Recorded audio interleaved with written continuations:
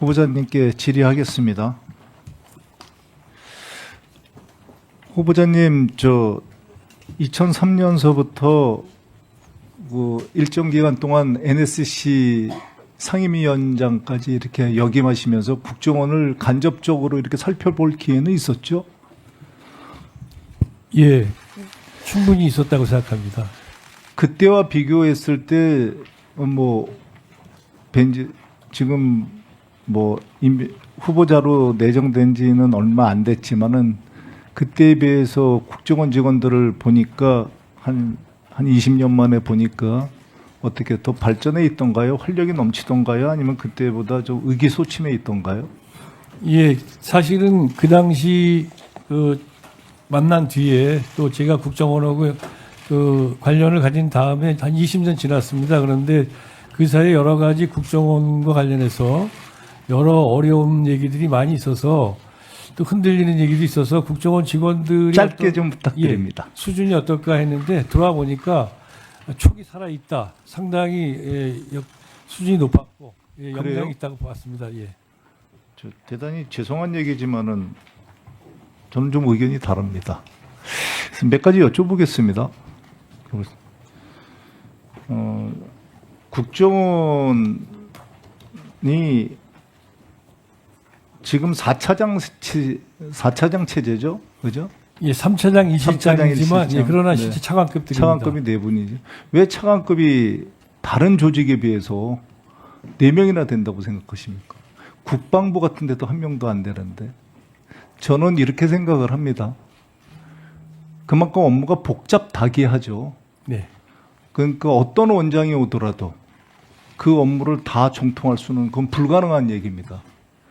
더군다나 국정원에 근무하지 않으셨던 분이라면 국정원만이 가진 특이한 환경을 알아보는데도 꽤 오래 걸릴 겁니다. 그래서 국정원의 업무 중에서 국정원 직원이 반드시 갖춰야 될 저는 그 업무 능력을 꼽으라고 한다면 굳이 저는 문제 해결 능력과 종합 판단 능력이라고 생각을 합니다.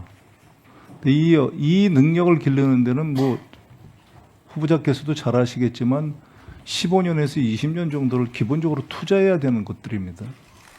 그렇게 오랫동안 투자했던 인력들이 사실은 여러 가지 이유로 조기 도태되고 있죠. 그 이유가 뭐라고 생각을 하십니까? 단순히 계급적 연재라고 생각을 하십니까? 정치적 변동에 따라서 국정원이 많이 영향을 받은 탓이 아닌가 그렇게 생각하고 있습니다. 이게 보복의 악순환이죠. 노골적으로 말씀드리면. 그 근저에는 인사라는 게 있다는 것은 너무나도 쉽게 유추할 수 있는 것이고요. 그런 상대를 쳐내기 위해서는 어떻게 해야 되겠습니까? 그 인사를 왜곡하는 수밖에 없습니다. 진짜 문제가 있는 직원이면은 그거는 그 정권에 상관없이 그거는 내보내면 되는 거지. 처리하면 되는 거지만 그렇지 않고 대가가 없는 직원들을 처리하려면 그건 인사를 왜곡하는 수밖에 없겠죠. 그죠? 그 왜곡이 국정원에서는 불행하게도 정권이 바뀔 때마다 반복되고 있습니다. 국정원 내부에서의 이런 기능을 담당하는 곳이 있죠. 그죠? 감찰실, 감사관실, 네. 인사처가 간접적으로는 하긴 하지만, 국정원이 이런 내부에 경고하지 못한 점을 갖다가 시스템적으로 타파하려면 어떻게 해야 된다고 생각을 하십니까? 글쎄요, 다른 무엇보다도 국정원이 정치적인 영향을 받는. 저는 이렇게 생각을 합니다.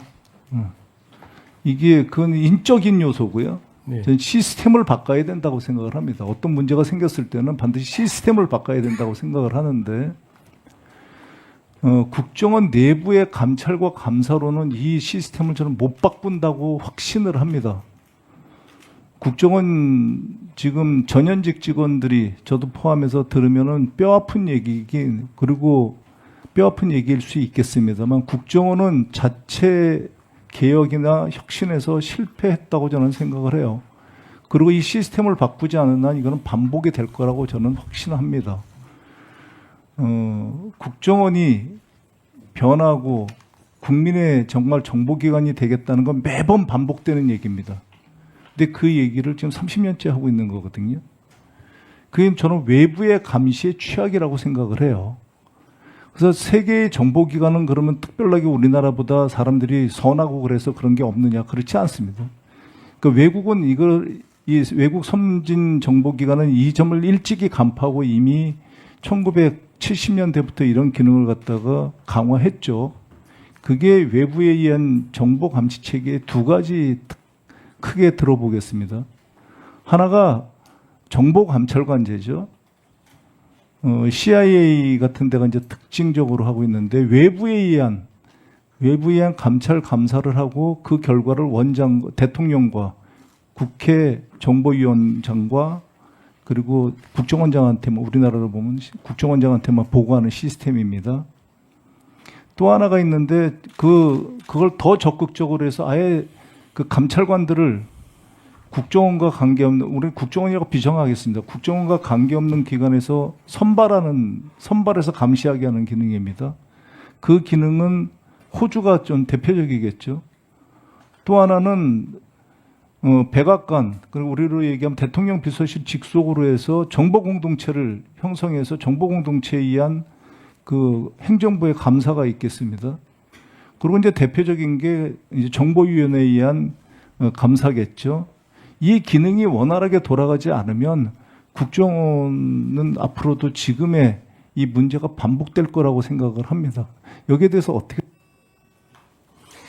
예, 존경하는 김병기 의원님 말씀하신 부분 매우 중요한 지적이라고 생각하시고요. 제가 국정원장이 취임한다면은 여러 가지 말씀하신 부분들을 갖다가 살펴보면서 저희 원 발전에 기여하도록 검토를 해보겠습니다. 1분, 예, 1분 더 주시고. 비공개에서는 좀 더 디테일하게 이 건에 대해서 물어보겠습니다. 그러니까 준비 좀 부탁드리고요. 예. 생각보다 굉장히 뼈 아플 수도 있습니다. 왜냐하면 이 점에 대해서 제가 반드시 이 공개석상에서 짚어야 되겠다고 생각한 이유가 있습니다. 그러니까 국정원에서 반복되는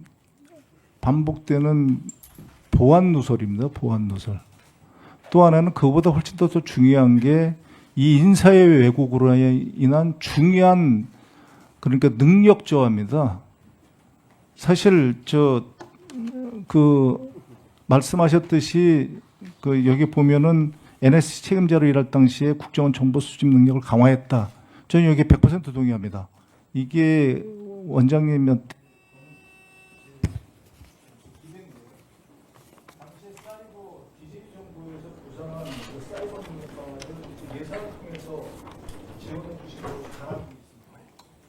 그게 지금의 국정원은 그나마 사이버 능력은 세계에서 가장 우수한 정보기관으로 그래도 버티기 위한 단초했다고 생각을 하거든요. 그런 시스템 개혁을 통해서 사이버 능력을 강화했듯이 다른 분야도 그런 시스템 개혁을 통해 가지고 국정원의 업무 능력을 강화하기를 바라는 마음입니다. 오후에 그렇지. 네, 감사합니다. 우리 국정원 출신이시고 내부를 잘 아시니까 깊이 하시던 것 같습니다. 자, 그러면 지금부터 잠시만 주목해 주시기 바랍니다. 제가 구독자분들을 위해서 선물 하나를 준비했는데요. 제가 항상 여러분들께 드리는 말씀이 있습니다. 뉴스만 평소에 잘 챙겨보셔도 돈이 되고 돈을 벌 수 있다라고 말씀을 드렸는데요. 여러분들은 여기 보시는 삼성전자 뉴스를 보고 어떤 생각이 드세요? 아니면 정치인들의 뉴스, 날씨 뉴스를 보고는 어떤 생각이 드시나요? 그냥 뉴스만 보고 끝내는지 아니면 이 뉴스를 어떻게 이용할 수 있는지 이 부분을 고민하고 계시는지를 되물어보고 싶습니다. 그 이유가 뭐냐 하면 제가 지난번에 여러분들께 뭐라고 말씀을 드렸었죠? 지금은 반도체 섹터를 눈여겨보셔야 한다고 말씀드렸습니다. 그리고 나서 이런 썸네일들 뉴스를 통해서 많이 보셨을 겁니다. 반도체 내용이 이슈가 됐을 때 부자들은 어떻게 생각한다? 반도체 관련주들은 뭐가 있는지, 어떤 종목이 가장 좋은지, 어디에 투자해야 돈이 몰리는지 자연스럽게 생각한다고 제가 말씀을 드렸죠. 그 이유가 뭐냐 하면 부자들이 봤을 때는 이슈가 곧 돈으로 이어지고 그 이슈가 나에게 돈을 벌어준다는 경험적 확신이 있기 때문에 부자들은 항상 이런 사회적 이슈를 관심 있게 챙겨본다고 제가 말씀을 드렸습니다. 이번에도 마찬가지인데요. 제가 지난번에 시청자분들과 함께하는 주식으로 수익 내기 이벤트를 진행했었죠. 당연히 100% 무료로 진행을 했었고요. 여기 보시면 아시겠지만 제가 지난번에도 구독이라고 보내주신 모든 시청자분들께 반도체 관련주 중에 가장 크게 급등할 딱 한 종목, 많은 종목도 아니라 한미반도체 한 종목을 여러분들께 추천드렸어요. 그러면서 여기 나와 있는 대로 정확히 얼마에 매수해야 하는지, 그리고 수익률이 어느 정도 나왔을 때 팔아야 하는지를 이런 부분들까지 여러분들에게 정확히 알려드렸었는데 지금 실제로 어떻게 되었다? 오른쪽을 보시면 아시겠지만 제가 지난번 문자 발송으로 이 한미 반도체를 소개해드리고 나서 실제로 이렇게 5배 이상 어마무시한 상승이 나왔습니다. 100만 원만 투자를 했어도 무려 500만 원이 넘는 수익금이 생긴 거죠. 그래서 당시에도 굉장히 많은 분들이 제가 드린 이 한미 반도체로 수익을 내실 수가 있으셨을 텐데요. 다시 한번 축하드린다고 말씀을 드리겠고 이번에도 마찬가지입니다. 앞으로도 2024년, 2025년 계속해서 기대해볼 섹터는 AI입니다. 그 중에서도 AI 반도체는 그 누구도 부정할 수 없는 미래 성장 산업입니다. 그러면 우리가 어떻게 생각해 볼 수 있을까요? AI 반도체 종목 중에 앞으로 크게 대장 역할을 하면서 10배 이상 급등할 수 있는 템베고 종목을 지금부터 열심히 추적해야 한다는 겁니다. 큰 돈을 투자하지 않더라도 월급의 일부분 아주 소액이라도 이 종목을 모아가야 수백 %의 수익률을 손에 쥘 수 있는 것이죠. 지금 여러분이 보고 계시는 이 유튜브 또한 AI 반도체와 아주 밀접한 연관이 있고 반도체야말로 대한민국의 핵심 산업으로 앞으로 더더욱 시장은 성장할 수밖에 없습니다. 그렇기 때문에 제가 이번에도 뭘 보내드리고 있냐면 지난번과 똑같이 구독이라는 문자를 보내주시면 제가 AI 반도체 관련주 중에 앞으로 대장주 역할을 하면서 주가가 가장 크게 급등할 한 종목을 여러분들께 문자 발송으로 종목명과 사고 파는 시점을 모두 알려드릴 건데요. 그 문자를 받고 여러분들이 주식으로 돈 버는 연습을 한번 해보셨으면 좋겠고요. 혹시라도 나는 주식을 하지 않는다 하시는 분들은 주변에 주식하시는 지인분들에게 말씀을 해주셔도 되고요. 아니면 연세가 있으셔서 투자가 어렵다 하시는 분들은 이 종목을 자녀분들에게 한번 사봐라. 이걸로 한번 수익을 내봐라. 이렇게 조언을 해주실 수도 있는 거겠죠. 그래서 지금 이 영상을 보시는 시청자분들 중에 나도 이번 종목이 좀 궁금하다 하시는 분들은요. 누구나 상관없이 그리고 어느 시간대나 상관없이 부담 없이 010-2514-5930번으로 구독이라는 문자 보내주시면 제가 이번에도 똑같이 무료 추천 급등주 문자를 보내드리겠습니다. 이해되시겠죠? 제 번호 010-2514-5930번으로 구독이라는 문자 보내주시면 여러분들이 직접 이슈를 통해서 돈 버는 연습을 해보실 수가 있는 거고 제가 돈을 받는 것도 아니고 투자를 대신해 드리는 것도 아니기 때문에 부담 없이 신청해 주시면 되는 겁니다. 그리고 수익이 나면 저는 다른 것은 하나도 바라지 않습니다.